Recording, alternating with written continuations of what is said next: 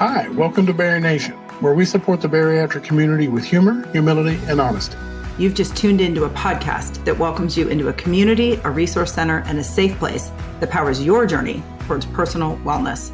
Our goal is you leave us today feeling hopeful, inspired, and ready to live your best bariatric life.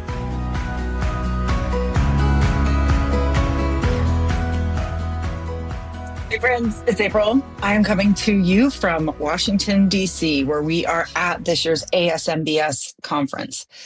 A few hours ago, we had the privilege of attending the Mason Lecture. And what this is president of the society invites in a researcher or a prominent person in obesity medicine to deliver a keynote address. Well, this year's keynote address was on this year's topic, which is reducing the shame and stigma that we can all experience as we are undergoing obesity care and treatment. Dr. Mason was kind of the founder of ASMBS, and this tradition has carried forward every year since the society's inception.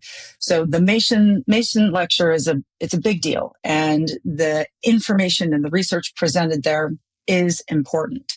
And as patients, as somebody who's struggling with the disease of obesity, we have experienced stigma and bias. It comes to us from the things and the images that we see in our world. It can come to us from our friends and family members. And as we learned today, it can come from the medical providers that we are seeking help from. So Christine Mason and Melanie Lindell, they're here with me. We were at this lecture together. But we just felt it was so important that we get this information to you because it really has the ability to change how you live with the disease of obesity. So you might be seeing me look down. I have my BariNation notebook here because we all took notes as this researcher was speaking.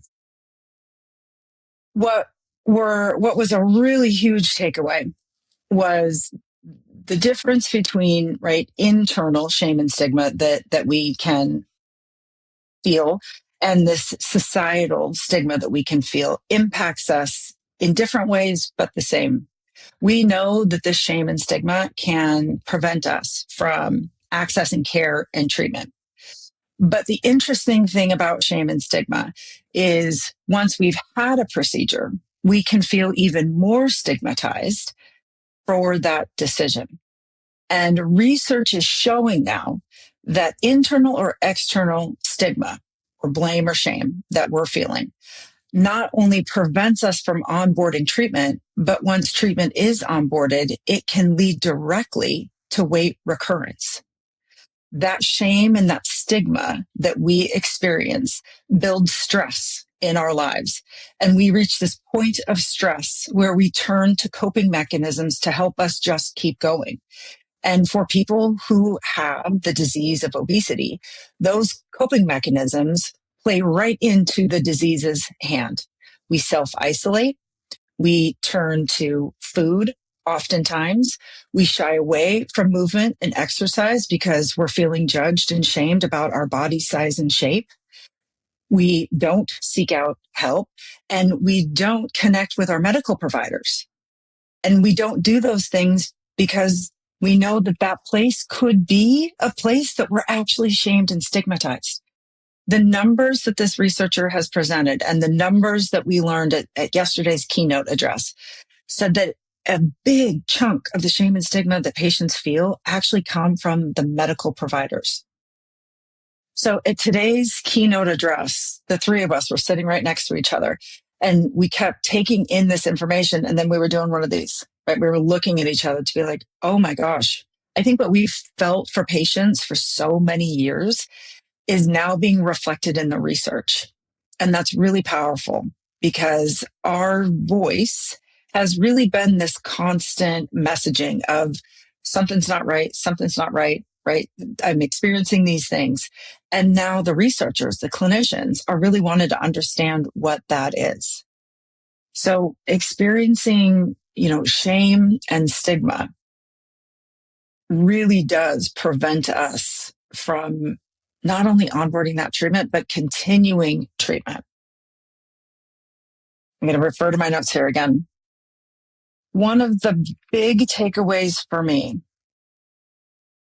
was this higher level of stress feeds into the disease that you are working so hard to battle. And the research that she presented today, which we will share out with you all as soon as we have it, is that, right, the assumption is once you onboard treatment, right, so once you make the decision to have bariatric surgery and you go through with surgical options, or you onboard a GLP-1, right, treatment. But when we take a step back and we think of our own personal experience with obesity and with making the decision to onboard treatment, so many people in our community choose not to tell anybody that they're undergoing surgery. They choose to not tell anybody that they're onboarding a GLP-1 medication, or they've accessed that medication maybe outside of their current health system, right? They've opted to go for the compounded route, let's say. They're not telling anybody.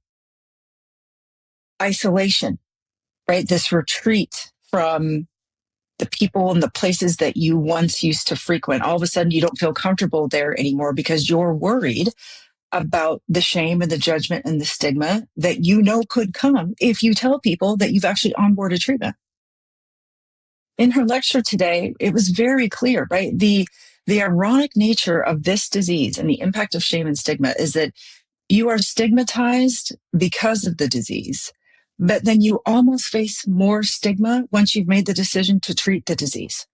There is no other disease on the planet where you see this increase of internal and external stigma and bias than you do in people who have the disease of obesity. There is no escaping it. And as a patient, I have experienced that, and maybe you have too, no matter where you are in this journey. She presented some steps and some things that really need to happen, right, from this medical perspective, which absolutely has to happen, right? It's research. It's ensuring that clinicians understand that shame and stigma absolutely can come from them, and policy changes. All wonderful things, right? All wonderful things. But as a patient who has been living with the disease my entire life, and now as someone who is vocal and advocates for improved access to care, I know those numbers to be true.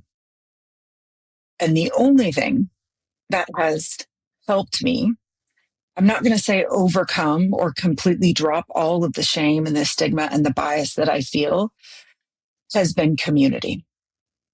It's you all. That's what helps me drop some of this weight of shame and stigma. When I can have a conversation with somebody who I know understands what it feels like to be confronted with a decision about a donut, right? Or who is worried about fitting in a restaurant booth, who has lost an excessive amount of weight, but still struggles with body issues, body acceptance. It's real. And the only thing that has helped me in my journey is other patients. It's other patients. And this year, friends, the patient voice is so loudly represented here. This is only my third year at ASMBS. The first year, I didn't see any patient representation. The second year, not much better.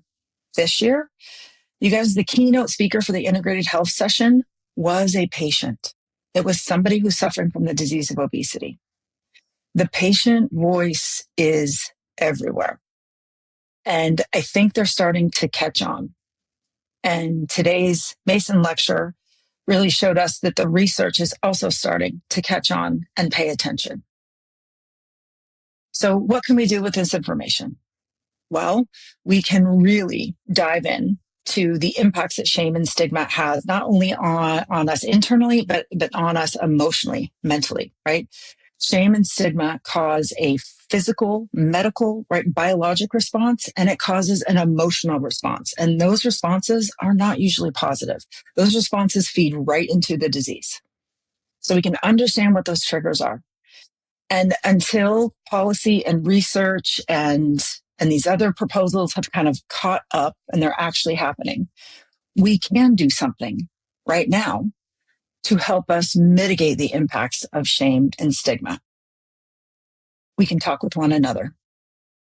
We can connect with experts who have proven themselves to work hard to never shame or stigmatize patients. We can have conversations. We can share experiences. We can be present in one another's discomfort. And we can meet that discomfort with joy and love and true acceptance. So if you are feeling shame and stigma in your life right now, no matter where you are in this journey, I don't care if you think you will never have surgery. I don't care if you are 30 years post-op. If you are feeling the impacts of shame and stigma on your life, I encourage you to do these two things. Keep watching and listening to this podcast. Join our newsletter list. Become a member of the community because we're going to share all of this research out with you. And join BariNation. It is the missing piece to this shame and stigma puzzle. But when you can share these experiences, where you can say the scary thing out loud, where you can confront that bias and that stigma in real time with other people, it loses its power. It loses its oomph, right? Instead of raising our cortisol, it lowers it. And if you're a member of the community, I know that you have seen this too. You hop on a Zoom and you're a little bit scared. You're not sure what this is going to be like. Somebody shares a story. You feel empowered, right? To unmute and comment back or share a story. Everybody does one of these things. Oh, right? You can settle. You can kind of let your guard down. You can really experience true acceptance for the first time and probably a very long time, if not ever. But I think that kind of physical reaction that we have is shame and stigma getting notified that they are no longer welcome here. We are so honored to be here. We're so excited to bring you all of this education, all of this research very soon.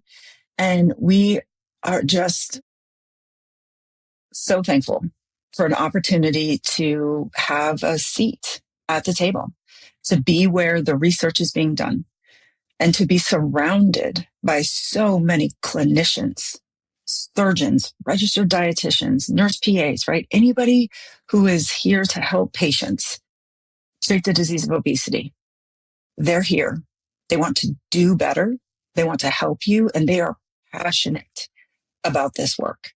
There are thousands of good people out there who want to help us treat this disease without shame, without stigma, and without bias. Let's celebrate and elevate them. All right, friends, lots more to come on this. This is truly an opportunity, a moment for us as patients to be hopeful because change is happening and you can be a part of that change. Hope you guys have a great week. We'll talk to you soon.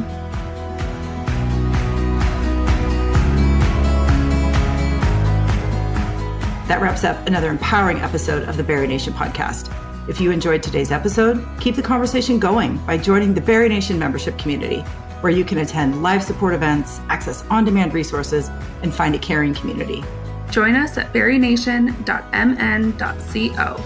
If you found this podcast valuable, help us produce it by becoming a $5 monthly supporter at barinationpodcast.com. And just remember, at the end of the day, you've got this, we've got you, and we'll see you next time.